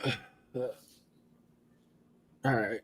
Well, I'll tell you right now all about brews, seeing as though James doesn't know. It is an actual sports bar, so they do have a full bar, full menu. Just to give you an idea on some of the stuff they have on draft, if anybody's going, they got Bud Light, Coors, Michelob, Miller Lite, Shine. They got IPAs. They've got Guinness. They've got lagers. They got ciders. They got blondes. They got wheats. They have Modelo. Let's see. And a lot of Mexican food in here too. It's so Texas. Yeah, so they've got a full. Oh yeah, dude, it's a full-on Mexican menu in this place. Holy crap! It's Texas. Yeah, Texas has its own. It's Tex-Mex. Tex-Mex. What? Sorry. Yeah. He should know. You know what? So the kind of Mexican food that's over here on my part of Texas, we're very close to the Mexican border. So believe it or not, the Mexican food here, it's not really Tex-Mex, but it's very different from, let's say, the Mexican food in California, where I'm originally from. I would say here the Mexican food, in El Paso, and just this, because we're basically in the armpit of Texas. It's next to Mexico, essentially. Mm-hmm. And I would say the Mexican food here is more geared towards the spice and the sauce of things. Mm-hmm. Lots of sauce and spices. So, Gio, do you live down that way? Because Gio basically just said it's more Mexican, not so much Tex-Mex also. Where you're at down in El If Paso. you live in that area, man, go there and watch the game with the crew that's going to be there. You get to meet James in person. You get to meet the Predator. There'll be a few other super fans there, plus actual Raider fans. Look at his next messages. Look at his next message. He said best Mexican food in Texas. So yeah, Gio, if you live closer to oh, you lived in El Paso. Okay, I don't know if you were still there. Well, or not. if he was military, he probably used to be stationed at Fort Bliss like I was. Because we have the Fort Bliss is over here. It's like it's like one of the biggest military installations in the United States. No, Tex-Mex is not better than California Mexican food. No. I don't know, man. People come to Rhode Island for the Mexican food, so Yeah, I'm sure they do. That's where I'm going to get me a burrito. I'm going to Rhode Island, Providence. While James is still here and we're doing that promotion, I just need to bring up where is it? Come on.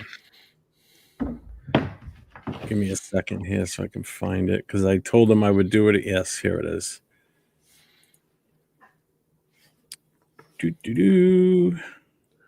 Oh, that's another one.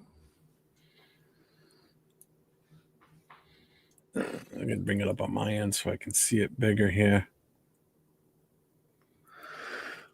All right. So anybody that's in the Sacramento area tomorrow, come join the TBH Reno, Lovelock, Nevada, the Bay Area chapters as we travel to the TBH Sacramento chapter to support their watch party. Former running back Vance Mueller will be in the house. DJ Real About It will be spinning the music while they're there. So it starts tomorrow, kickoff at 10 a.m. I was told specifically on Tuesday night's Most Notorious podcast, be there early because it will fill up. Yep. And if you're not there early enough, you won't get a seat inside. You'll have to be outside. But it's shenanigans at 7431 Madison Ave in Citrus Heights, California. So in the kitchen is Momo's barbecue, snacks and drinks, big screen action, fun vibes, raffles, and the Raiders versus Chiefs game tomorrow. So hopefully we see a win. Go there if you guys are in the area. Enjoy the game with Raider fans. Be able to enjoy a win, hopefully, and if not a win, at least if we lose, you won't be alone in your misery with the game if we end up losing that game. So just a friendly reminder for anybody that's in the Sacramento area. Yeah. Make sure you just check it out. And this is straight from their chapter president's mouth. Yep. They're not reserving no tables. No. So first come, first serve. So be there, have your people there with you, or at least have half your people with there and, grab your table and stuff. There's not going to be – I don't think your complaints are going to be heard if you don't get a seat because you showed up late. You know what? I just realized I never made –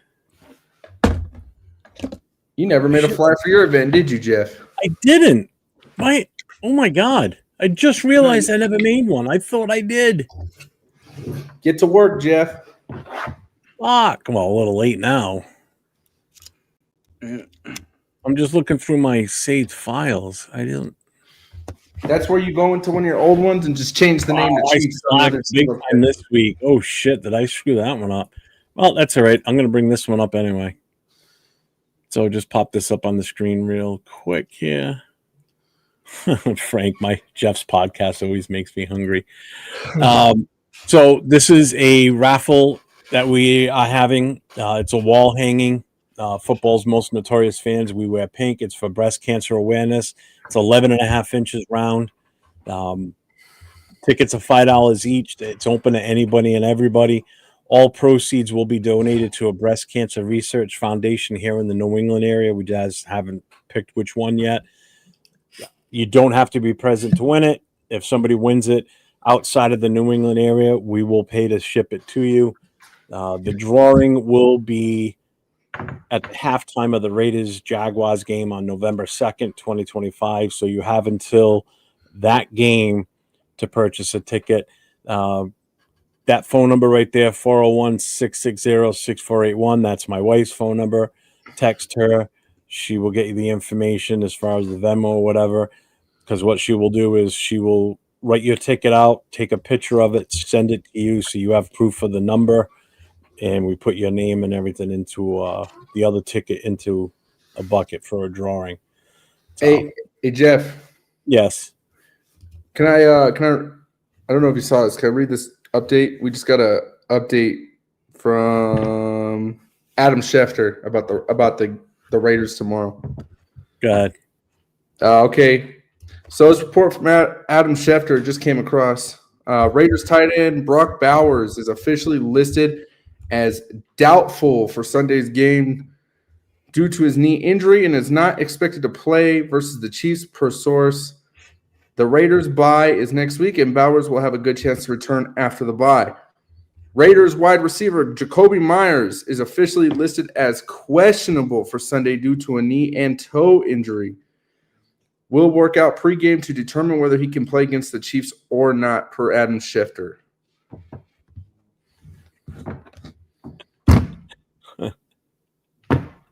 So you didn't watch the show before you came on then, right? Yeah, I think No. that was about an hour and a half ago. We got that. Yeah, about an hour and a half ago we mentioned the same exact thing. Oh, well, I got a text. It's all right. So say your piece. You want to talk about last week's game? I know you had plenty. Okay. You had a set reason other than the promo to come in here. So Well, mostly it was because of the promo, but I ain't gonna lie, chat. I get pretty excited to watch the Raiders play. But usually I'm pretty excited around this week because I'm like, okay, we still have a chance.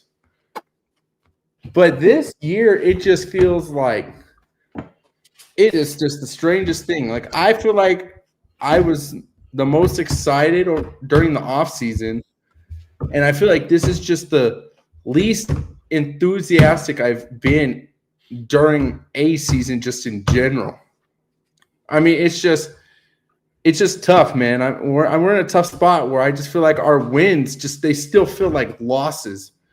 It just feels like we win, but it's just so like some of our 2 wins are just so god awful ugly. It's just like you're like, fuck, man. Like it's just hard for you to get excited afterwards, And I'm like the kind of guy, like, NFL Sunday comes up, I'm up by like 6 a.m, getting my son ready to go and stuff because I know it takes him a little bit.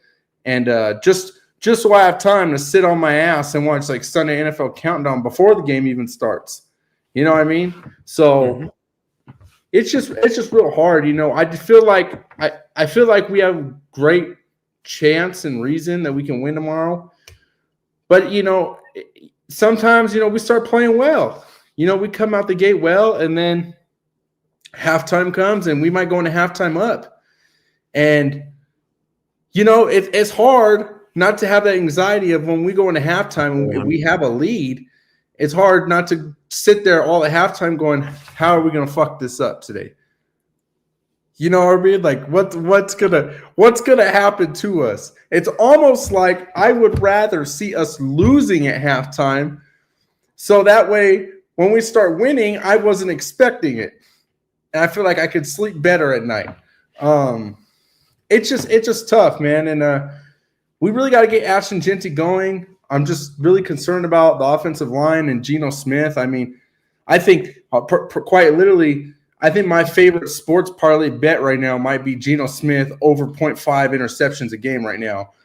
Guaranteed. I think that might be the best parlay bet in all of football right now, if I'm being completely honest. I mean, it's bad, man. And I'm hoping Geno can have a get-right game. I'm really worried about Meredith and Parham tomorrow with Chris Jones and on the field.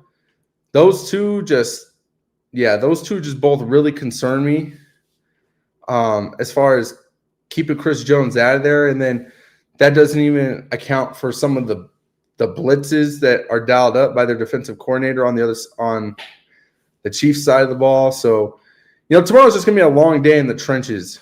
I'm just hoping that we can sustain well enough for Geno to get the ball out. I hope Geno Smith can put the ball out past the 10-yard line. He only threw like one pass over 10 yards or 2 passes. I think one of them was the one that got intercepted. So, it's just been really tough with Geno. I expect to see Ashton Jeanty just get the ball a lot. I think as long as our defense can hold the Chiefs to an extent, I think we will be okay. Just the problem that happens with our defense is not necessarily our defense's fault, but I think the problem that happens to our defense just gets so worn out, man, by having to constantly come on the field from the constant 3 and outs and the short drives. And, and then a lot of us, a lot of our fans, we start getting pissed off at the defense. Like the defense isn't playing like freaking 70% of the game because the offense is only on the field about 25% of the time. You know what I mean? Like that, and I think that's just where we get in a rough territory when our defense is just out there so freaking much that's just, they're taking all this extra punishment just because they don't have the opportunity to have the rest and stuff, and they're just constantly going at it. I think that's where we get kind of into the uncharted territory. And, like I said, I hope early we can just get the run game established and keep it established, because if we get into that just 1, 2, 3 pass plays, medium, small pass play, medium pass play, small pass play kind of game, I just think it's going to be a real ugly game.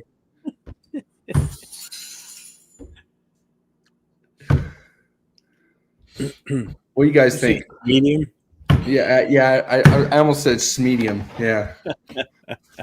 James, how long you been a Raider fan, James?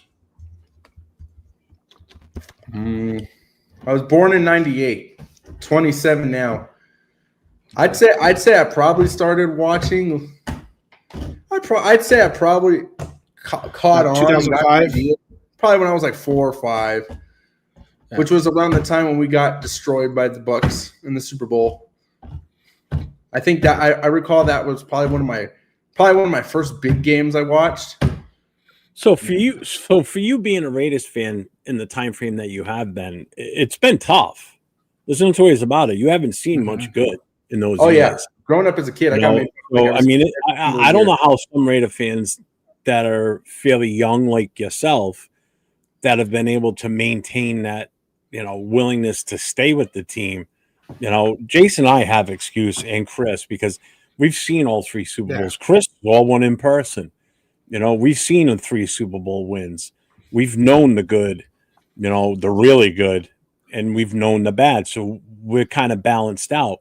But somebody like yourself that's your age, like my son's 30, he's never experienced a good season, so it's really tough. Well, I mean, he was older when we were in the Super Bowl. So, I mean, that was like one of our best couple of years, that time frame, so he's never really gotten to experience, a good team on the field, so I don't know how some young fans do it, to be honest with you. And I give you all the credit in the world for sticking with it, because it's not easy. It's not easy for me. I know that.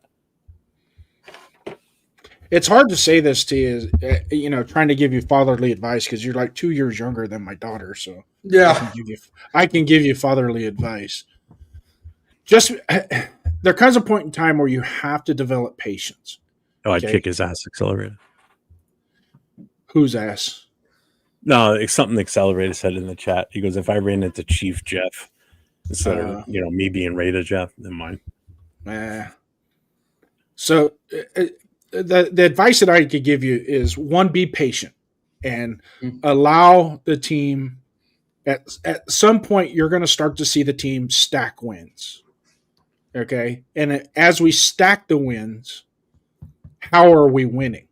That's going to rejuvenate that thirst in you as to, okay, we're turning the corner. There's no identity right now with this team. Jeff can attest to it. There's no identity to believe it or not, the last 3 years as a Raider fan are highly unusual what we've experienced in our lifetime with this organization. Coach. As to, because we've seen down years, Jeff, right? We've seen down years, but we still had really good players, and we had really good outlook, where the next year we actually rebounded, and we weren't like Super Bowl bound, but we rebounded to the point where, when we played people, they respected us. We still had respect. this last 3 years since the Josh McDaniels experiment, that threw this whole fucking franchise off the rails. And we're still in a rebuild. We need to tear this team apart and rebuild. What the hell you mean? Guess what we get to do next year? We have to sign 26 more players again next year. There's 26 players on this roster that are going to go out of contract at the end of the year. That continuity alone, losing that continuity and not replenishing with the draft or good franchise or good free agent signings is going to make it very, very difficult. Now, we have to have our faith in Spytech. Everybody's jumping on Spytech about this past draft. I'm going to tell you right now, after the second round of this past draft, he was just gunning from what he could try and put together.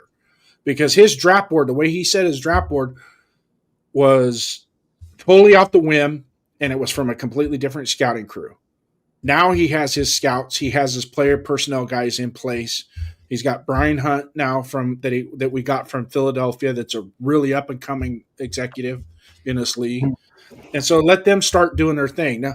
Now we should have done this, or we should have traded for that. This roster is not ready for those splash moves. Okay, we still have to. I truly think we're only one offensive lineman away from making our offensive line respectable, to where we can go out and do something, and actually be a bully, I guess, as you could say. It's just one player, I think, will make that big of a difference in this offensive line. But getting back to you, James, just be patient, man, because as much as everybody wants to bag on Mark Davis, he wants to win. Every owner wants to win. Oh, God, he wants to win. And he has more on the line for him because he has a reputation he has to live up to. And if he doesn't live up to that reputation, he's going to be a failure. He's failing miserably right now, and he doesn't like it. And he knows that. So now that's why he's got, he sells a piece to Tom Brady. I got to get, he'll tell you, he'll look you as a Raider fan in the face and say, I've got to do better for you. And that's what I'm trying to do. And he's been trying to do it ever since he hired Reggie McKenzie, Dennis Allen. His objective was get football people in the building that know football to run the football and make our football team a football team. Let me just hit these chats up here. So, Coach, what's up, Coach? How you doing tonight? He says, Jeff, there's literally no other sports team that evokes what the Raiders evoke on image, persona alone. Yes, there are other teams that win, but the Raiders, but what the Raiders are can't be found in any other team. No, and you're absolutely correct too. Gio says, James, you were shitting your diapers when the Raiders were winning. Then you became potty trained. The Raiders have been shitting theirs ever since. Coach, I just got into a discussion with someone about the new UFL teams that were added, and I was pissed because they lack any kind of grit and menace. Louisville Kings, Columbus Aviators, Orlando Storm. Shake my head. So for young fans like James and I, there is no choice. No, and I get it, But I was born a Raider fan. My dad made me a Raider fan. Yeah. So, you know what I mean? And so that allegiance, I carry that allegiance and with me every day. So every day that I walk, it's my blood, my last name, and the Raiders. See, for you being in Cali, it makes, you know what I mean? I get it. The question I always get asked is, living on the East Coast my entire life, how did I become a Raiders fan all the way out here? And it's easy for me to explain is, yeah, the Patriots were here, but they sucked. And the Raiders, when I was of age, like I was about 4 or 5 years old, they were on the TV a lot because they were in the playoffs all the time.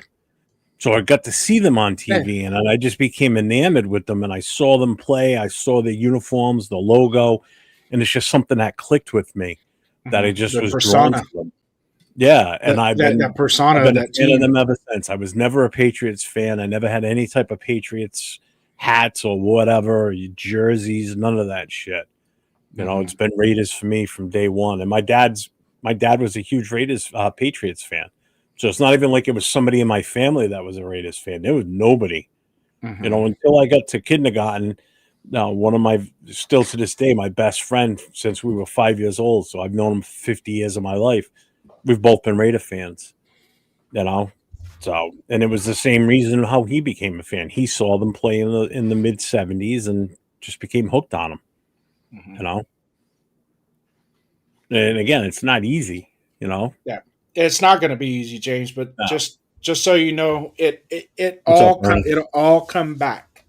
Yeah. And- See, and- here's my thing, and here's the thing.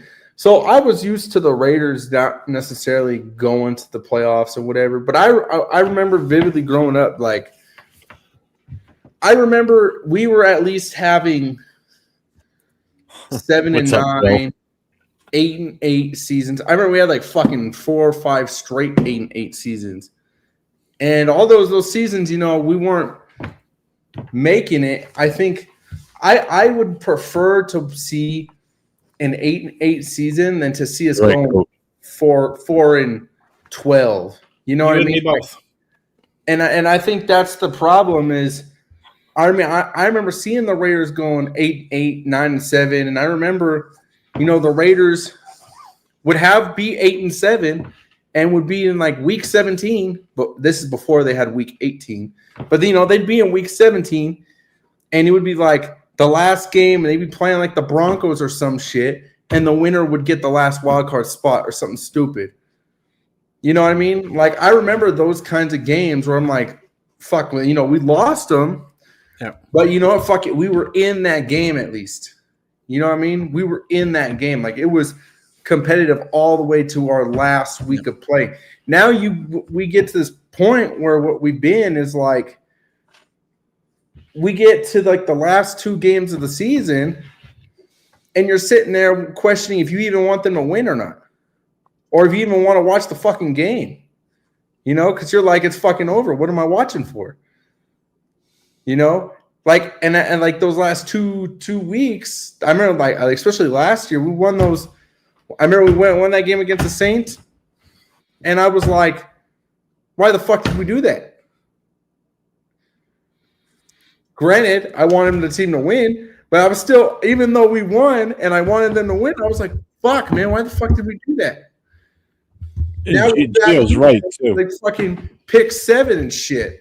So and Gio's right too. Throughout the years, the best people I've met have become my most loyal friends are my Raider friends. Yep. Family. it's a family. It's a natural thing when you're Raider fans that you just naturally pick up with other people. But we're gonna because we know someone else that's miserable just like us being fans of the team. I'm gonna talk this topic down a little bit for you, and then we're gonna move on because we're pushing a time limit here on the show. Just remember, James, remember today of how bad it is, and when it does turn around, it's going to taste that much better. Okay, and just be patient, because there's no true fans in this in this world that will stand by their team, whether they're bad or good, and that's Raider fans. Believe it or not, win, lose, or tie, Raiders till I die is not just a freaking motto. It really, truly is who we are as fans. So don't, you know, it sucks. I know it sucks because I'm right there with you. And Jeff could tell you the same thing, because we know what it's like when they were dominant and winning. We know. Okay? Even the 2000, 2001, 2002 teams were awesome. You know, it's just too bad that didn't last longer than just 3 years. But at the same time, just hold on to today. Don't get too frustrated, because it's not really, in all honesty, it's not worth pushing your blood pressure over the top.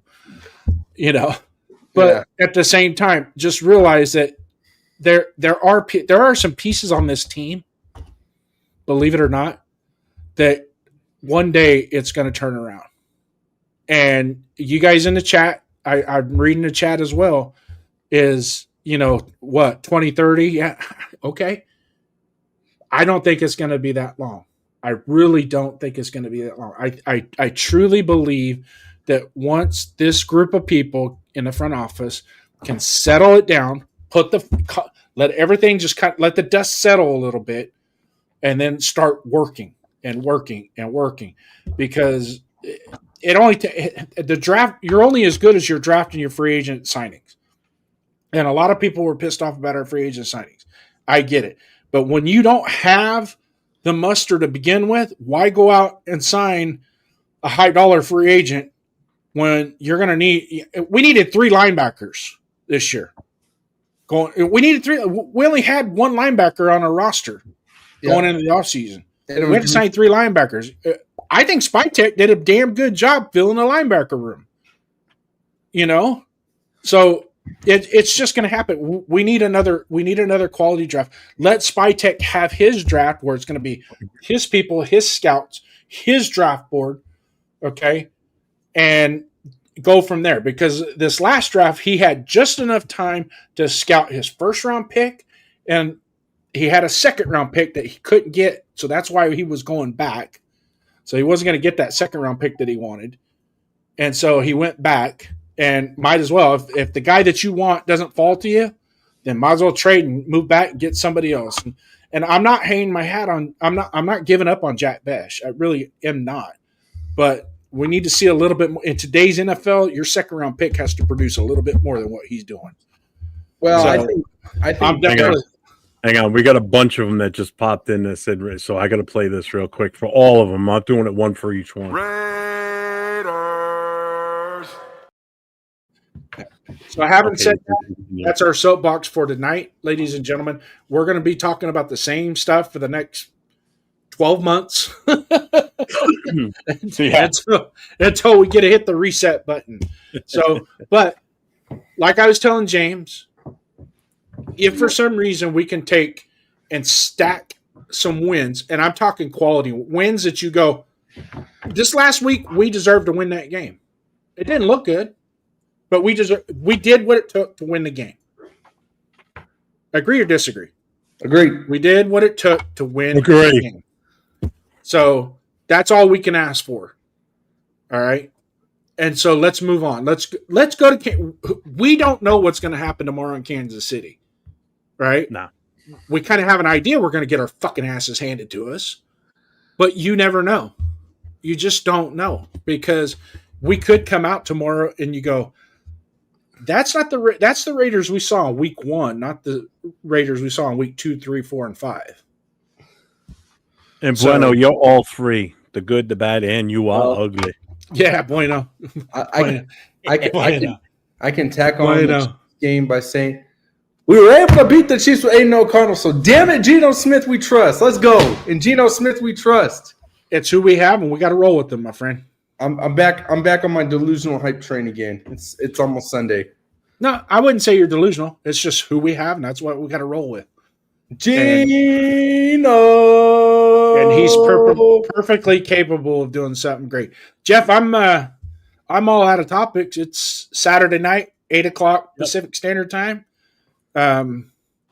What say ye, my friend?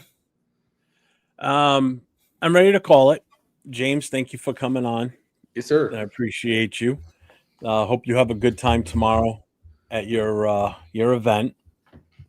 Yeah, I'll be looking to get some pictures and videos. Those of you, have them ready for Tuesday in the chat. I'll be trying to get some pictures and videos that we can put out on Tuesday of next week. Yeah, during send them to the Will. Most Notorious podcast. Yes, sir. Don't forget, make sure everybody tunes in Monday for the Monday morning quarterback. Myself and Chris for Raiders. Tuesday night, it's the Most Notorious podcast. You'll see myself. You'll see James, Will, who was in the chat, and Cheeto Linus on Tuesday night. And then Wednesday night, I'll be back on with Leo and Just Raiders Baby and LV Rated 10 for the Raiders Connection. And then Thursday night, Coast to Coast with myself and LV Rated 10. Just a heads up to everybody that's on my show, or in my channel, I should say. I did change up my memberships a little bit, so I did open up a new membership. It's a cheaper one. It's a 99-cent one. So feel free to, if you want to switch over to that one, you can. Any new members, appreciate it. Helps keep the lights on, keep everything rolling as best as I can with this, because it takes a lot to do what we do, here each week. So, I mean, any little bit that everybody gives, we greatly appreciate it. And I thank you for the super chat that I got tonight from Raidering Rick Rude earlier. I appreciate that. So, till next time, everybody, remember, we got a tough game ahead of us tomorrow in KC against the Chiefs, but we'll hope for the best. And as I always say, stay safe and go Raiders.